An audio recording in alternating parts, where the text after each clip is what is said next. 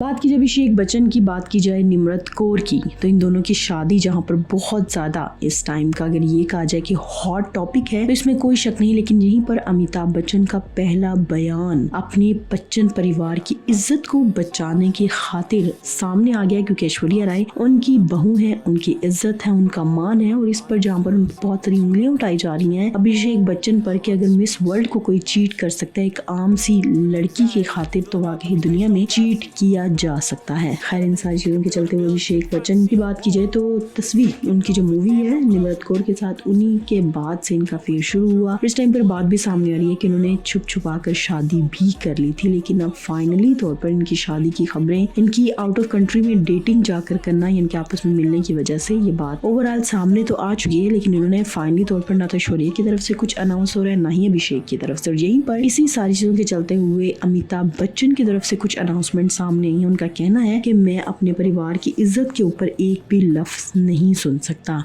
अभिषेक का अपना एक लाइफस्टाइल है, उसकी अपनी एक पर्सनल जिंदगी है, और इसी तरीके से ऐश्वर्या की अपनी पर्सनल जिंदगी। अगर उन्होंने कोई डिसीजन लिया है तो इसमें कुछ ना कुछ बेहतरी होगी, और ऐश्वर्या राय हमारी बेटियों की तरह है, हम उनको कभी भी ना तो अपनी जायदाद से हक करेंगे और ना ही उनका हक उनसे लेंगे। यह हक पहला उनका था, हमेशा पहला ही रहेगा। अगर बात की जाए निम्रत की या फिर अभिषेक की, अगर उन्होंने शादी कर भी ली है तो इन सारी चीजों में ये उनकी पर्सनल लाइफ है। मैं अपने बेटे के ऊपर कोई भी जोर जबरदस्ती उनके जवान होने पर नहीं कर सकता। आपका क्या रिएक्शन है अमिताभ बच्चन की इस बात पर? कमेंट सेक्शन में जरूर बताइएगा और अपना ढेर सारा ख्याल रखिएगा।